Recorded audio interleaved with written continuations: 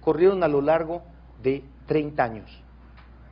En esas 3 décadas hemos tenido en México 3 leyes electorales solamente. O sea, se ha reformado la Constitución 7 veces en materia político-electoral. Pero la ley electoral, tuvimos una primera en el 77, esa ley fue abrogada en el año 86, tuvimos un primer Código Federal Electoral, ese código fue abrogado en el año 90 completo, y el Código de 90 fue abrogado de nueva cuenta de manera completa en el año 2007 para dar paso a un ordenamiento nuevo, integralmente concebido.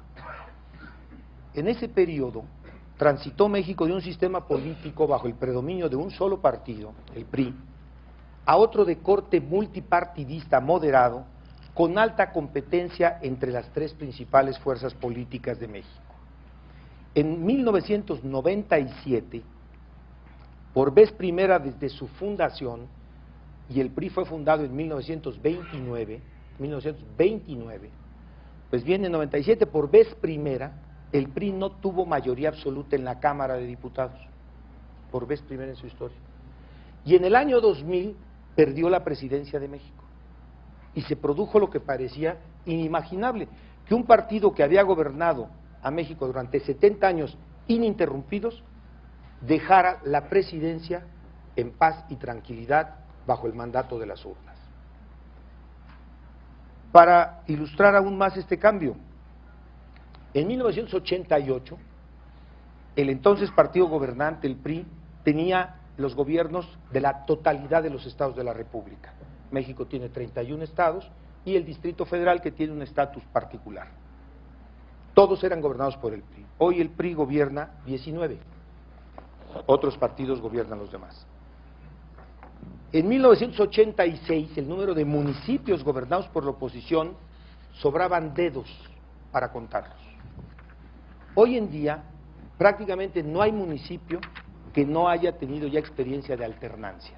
Y todos los congresos y consejos estatales y consejos municipales registran pluralidad y la alternancia se ha instalado. Y sin embargo, en el Congreso mexicano, después de la elección de la reforma de 2007, que dio respuesta y canceló, digámoslo así, todas las iniciativas que se habían presentado a lo largo de 10 años en la materia, fue una reforma síntesis, la de 2007. Bien, después de la reforma de 2007, ya hasta la fecha, ya se han acumulado más de 150 iniciativas de reforma político-electoral en el Congreso mexicano y están pendientes de dictamen. O sea que la materia parece que sigue preocupando. Por tanto, ¿es México acaso una experiencia internacional exitosa? Yo creo que sí, desde un punto de vista. Desde el punto de vista de que en un ciclo largo, de 30 años, de reformas graduales e incrementales, o sea, cada vez fuimos más lejos en la transformación del sistema, se posibilitó una transición democrática por medios pacíficos, legales e institucionales, con la participación de todas las fuerzas políticas. Desde el año 77, pero en particular desde el año 90, todas las reformas político-electorales de México han sido negociadas entre las 3 principales fuerzas políticas, los 3 principales partidos políticos y el gobierno. Solamente la de 2007 el gobierno ya tuvo un papel secundario y fue desde el Senado que se hizo la negociación, que además es una reforma que valdría la pena, si hubiera ese tiempo, referirme a algunos aspectos de detalle. Ya lo dije, tuvimos crisis, sí tuvimos crisis, algunas graves, la del 88, la de 2006, la crisis del 94, pero nunca tuvimos interrupción del orden constitucional, nunca. La Constitución mexicana, como quizá ustedes saben, acumula ya más de 90 años de vigencia, fue aprobada en 1917. Claro, de 17 a la fecha ha sufrido más de 500 cambios, pero esa ha sido su virtud, algunos dicen que es su defecto, yo creo que es una virtud. Como pueden deducir de lo anterior, las reformas en México no han sido un producto solamente de crisis políticas. Yo diría que más bien han sido producto principal de la capacidad de negociación y de visión de cambio que tuvieron las fuerzas políticas y que tuvieron sucesivos gobiernos. Desde luego que no fueron un camino en línea recta. En la travesía tuvimos retrocesos, tuvimos cambios que fallaron u otros que fueron efímeros. Y quizá por ello digo e insisto que lo rescatable de la experiencia mexicana sea esa voluntad y capacidad para hacer de cada reforma un resultado del diálogo, no una imposición de alguna de las fuerzas políticas. Y debo reconocer también que en el gobierno, en los gobiernos del PRI que abrieron este ciclo reformador, pudo prevalecer en lo general, no sin problemas, no sin retrocesos, una visión de Estado. O sea, los sucesivos gobiernos del PRI, a partir de los años de finales de los 70, muchas veces tuvieron que, déjenme usar este término, doblarle la mano a su partido para que aceptara reformas que a todas luces eran contrarias al interés inmediato del partido gobernante. ¿Es México un ejemplo a seguir? Creo que ya lo apunté antes, que lo mejor de esta experiencia nuestra ha sido la perseverancia en una ruta democratizadora, que no es cualquier cosa haber logrado transitar de un régimen político que, por ejemplo, en 1976 vivió la experiencia de tener elecciones de candidato único a la presidencia, nadie más compitió, tuvimos un solo candidato, o sea, como decía el expresidente López Portillo, que ya falleció, pero en una entrevista en su vejez decía él, fue una elección un tanto rara, porque yo era candidato único, y en México no se requiere porcentaje ni hay segunda vuelta. Decía él, si solo mi mamita hubiera votado por mí, yo hubiera sido presidente de México, y eso era un poco raro. Pues sí, era un poco raro, pero ese era el sistema, el punto al que llegó nuestro sistema. Para después, en 2000, poder realizar el cambio de poder, entregar, después de 70 años en un partido al que había ganado la presidencia de México, en una noche que al expresidente Felipe González lo sorprendió a tal grado que Felipe decía, el expresidente González, parecían ustedes suecos, Jorge, entregaron el poder los que se tenían que ir, llegaron los otros y esa noche la gente se fue a dormir. Y qué bueno que así haya sido y esperemos que así siga siendo. Y sin embargo debo admitir que México es un ejemplo mundial que nadie sigue, que nadie imita. Y voy a decir por qué. Desde 1990 en México contamos con un extrañísimo sistema electoral. Tenemos un Instituto Federal Electoral creado en el año 90 que solamente organiza las elecciones federales, o sea, las de presidente de la República, diputados y senadores. No organiza ninguna otra. Esas elecciones las hacemos cada 3 años.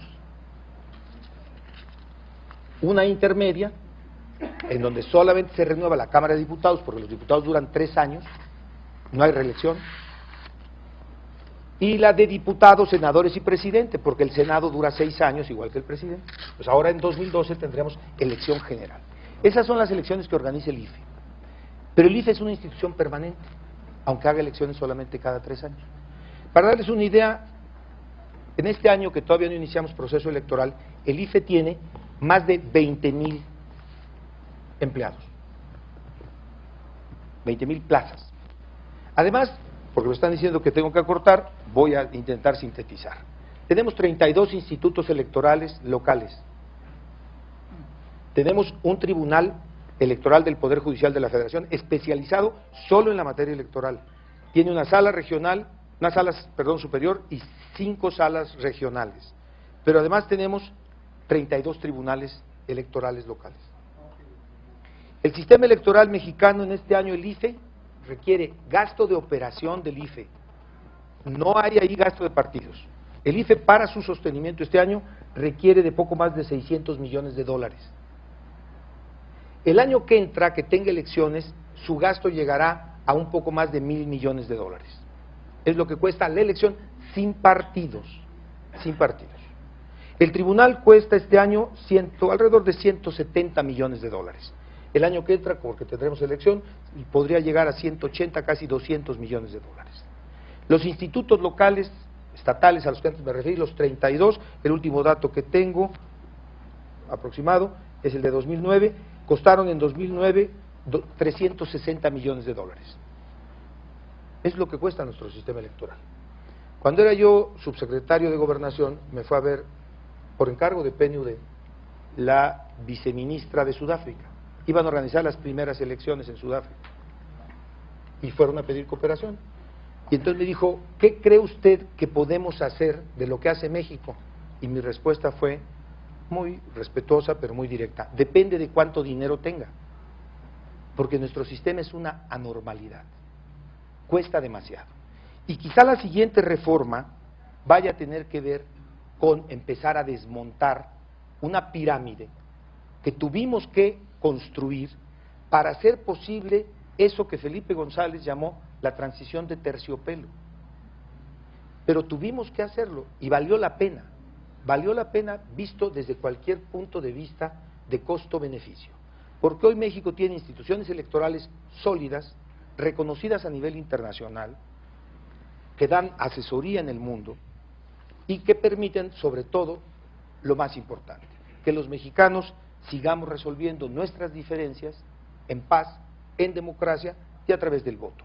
Y eso, mis queridos amigos de Colombia, no tiene precio. Muchas gracias.